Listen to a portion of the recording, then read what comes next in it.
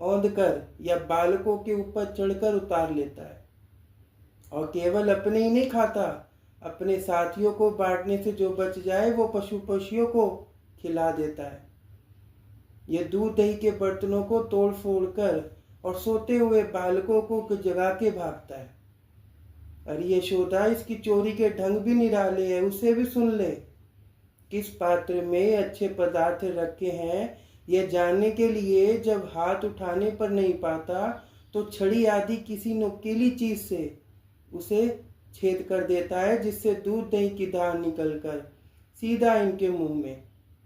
यदि घर में अंधेरा रहता है तो ये अपने वस्त्राभूषणों से ही समस्त पदार्थों को देख लेता है, और जब ये देख लेता है कि ब्रज की गोपियां काम धंधे में लगी हैं, उसी समय ये अपनी उत्पात मचाना शुरू करता है। गोपी बचन सुनत नंद रानी, भीतर बेसे प्रकट जुजलानी।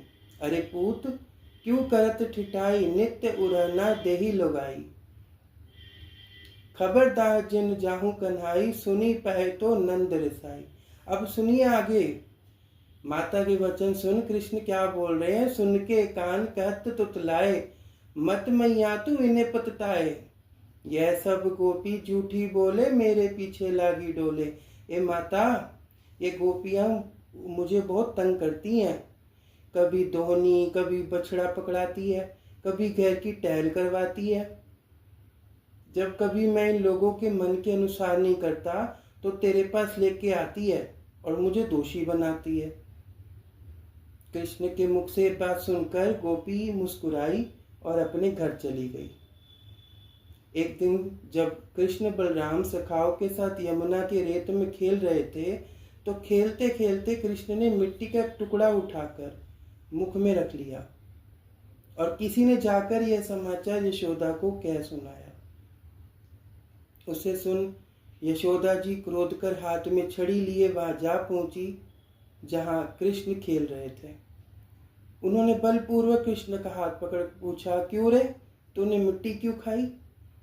कृष्ण ने डरते हुए मंद स्वर में कहा, माता, आपसे किसने कह दिया?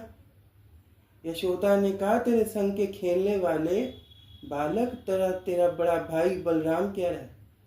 कृष्ण ने फिर कांपते हुए कहा, नहीं मैया, मैंने मिट्टी नहीं खाई, ये सब झूठ बोलते हैं। कहीं मनुष्य भी मिट्टी खाता है? यशोदा जी ने कहा, मैं तेरी बातों में नहीं आने वाली, यदि तू सच्चा है तो अपना मुख दिखा दे। फिर तो जो ही कृष्ण ने अपना मुख खोला तो ही उसमें तीनों लोग साक्षात दिखाई पड़ने लगे। उसे देख यशोदा ने विचार किया कि क्या स्वप्न है, फिर सोचा नहीं, मैं जागती हूँ, यह भगवान की माया है, अथवा मेरी बुद्धि कुछ भ्रमित हो रही है, अथवा मेरा पुत्र ही कुछ अद्भुत खेल कर रहा है। परमात्मा की अद्भुत माया है, इसमें कुछ भी संदेह नहीं। अब मैं उसी परमात्मा की शरण हूँ, वही मुझे इस माया जाल से छुड़ाए। अब माता को व्याकुल देख कृष्ण ने फिर अपनी बाल माया फैला दी। ऐसे मायाधारी हैं ये। राधे राधे। तो आज की लीला में आपने सुना गोपी ने क्या बोला कि ये किसी के हाथ नहीं आता, इसको हम पकड़ती हैं तो ये किसी और का हाथ पकड़ा के भाग जाता है। और ये लीला नित्य, ये लीला वृंदावन में आज भी होती है। आप जिस रूप में इसे बुलाएंगे ये आएगा, परंतु जब तक ये आपके पास रहेगा आपकी सुध बुध खो के बैठी रहेगी, आपका दिमाग काम नहीं करेगा कि आपने इस रूप में इसे बुलाया, नहीं तो आप इसे पकड़ लोगे, और ये पकड़ने में किसी के आता नहीं है। परंतु जब ये आपके पास से होके चला जाएगा तब आपका दिमाग काम करेगा कि ये जो गया ये कोई और नहीं, ये वही था।